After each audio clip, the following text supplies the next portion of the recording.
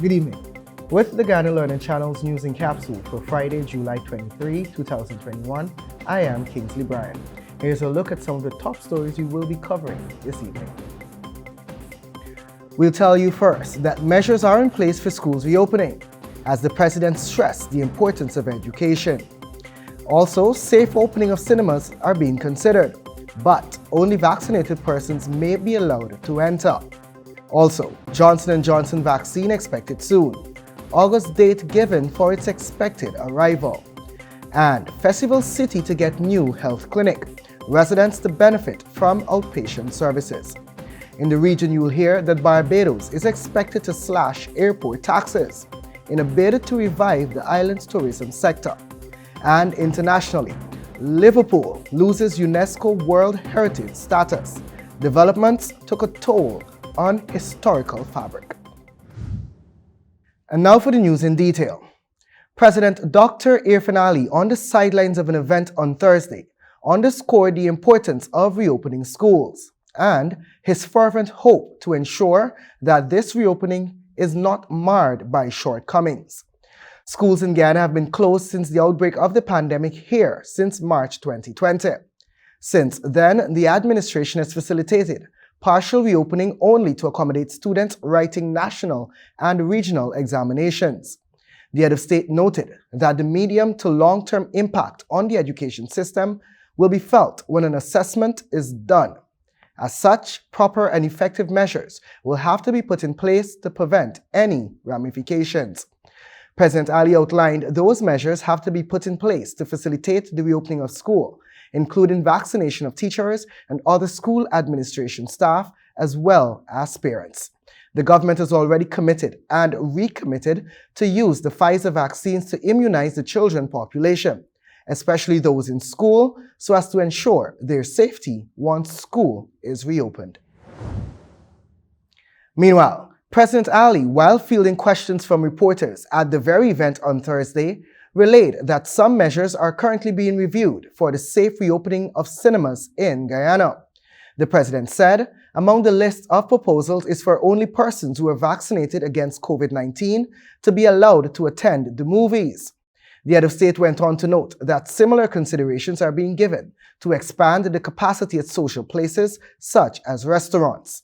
Presently, restaurants, bars, and other similar places allowed to operate at a 40% capacity for indoor dining. President Ali told reporters that a proposal is on the table to increase this capacity to 60%. However, he added that in order to protect citizens, only vaccinated persons will be allowed in such places. The president concluded that the pandemic is not a joke, and as such, the government has to toughen its approach to ensure that the population is protected. Meanwhile, Ghana is expected to receive a quantity of the single-dose US-made Johnson & Johnson COVID-19 vaccines next month, following the agreement made with the African Union through the Caribbean Community, CARICOM. Vice President Dr. Barra Jagdeo in May revealed that the government has made a down payment of $7.5 million to secure 150,000 doses of the single-dose Johnson & Johnson vaccine through the African Union. Unlike the AstraZeneca, Sinopharm, and Sputnik V vaccines that are currently used in the nationwide vaccination rollout, this vaccine requires no booster or second shot. As such, the 150,000 doses secured can be used to fully immunize 150,000 people against COVID-19. Providing that it is a single-dose vaccine, Dr. Anthony said that it would be more appropriate for use in the hinterland locations.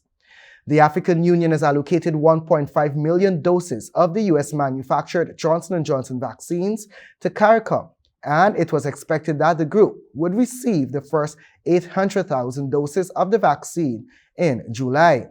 Subsequently, it was reported by The Nation News in Barbados that the Prime Minister of Trinidad and Tobago, who is the immediate past chairman of CARICOM, said that the region would receive another 400,000 doses in August and another 500,000 doses in September.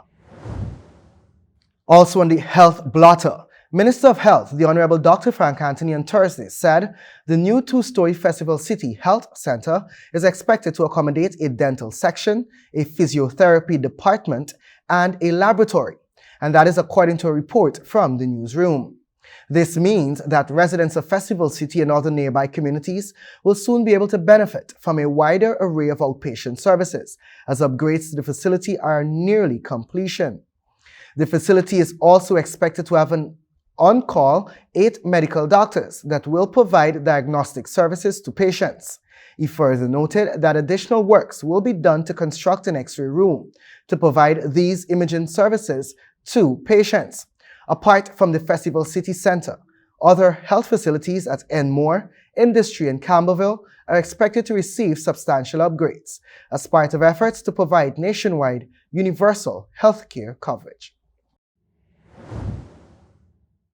And turning our attention to the world of sports, Australia's second one-day international match against the West Indies has been suspended minutes before the scheduled start in Barbados due to a positive COVID-19 case, both teams said.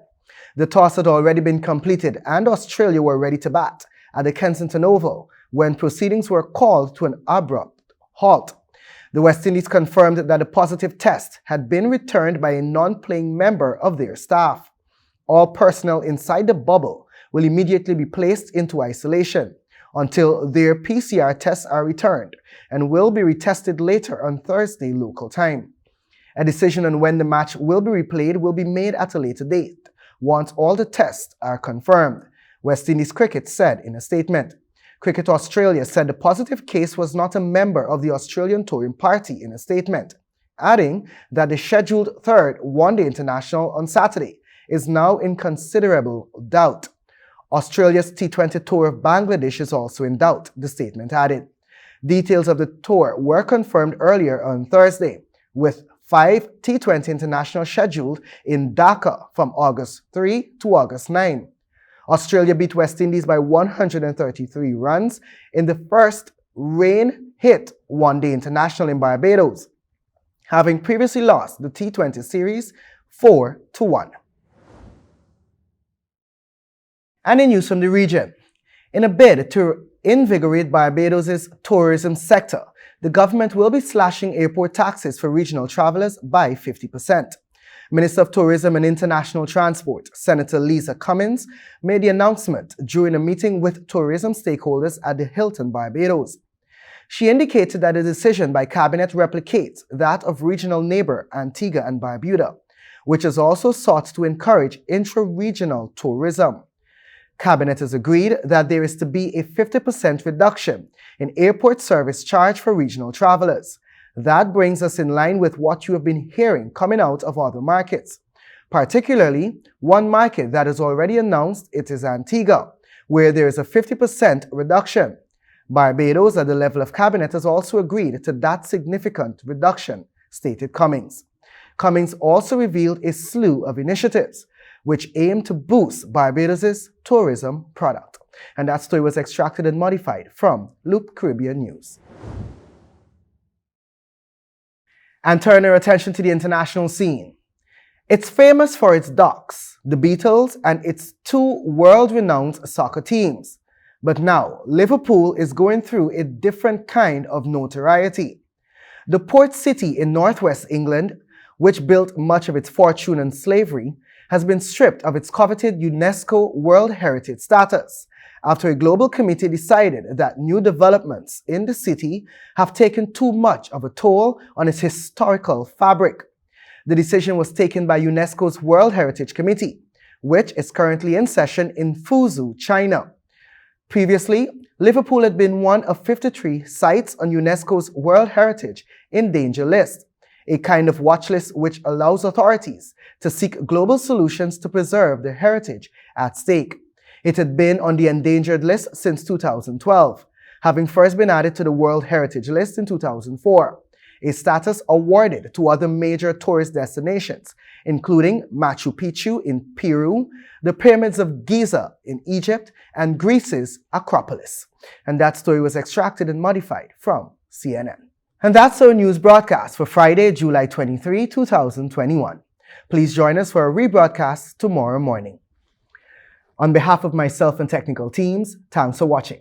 Please join us for our NGS Day booster programs. Also, remember to observe the necessary precautionary methods to fight off COVID-19. We're all in this together. Have a safe weekend.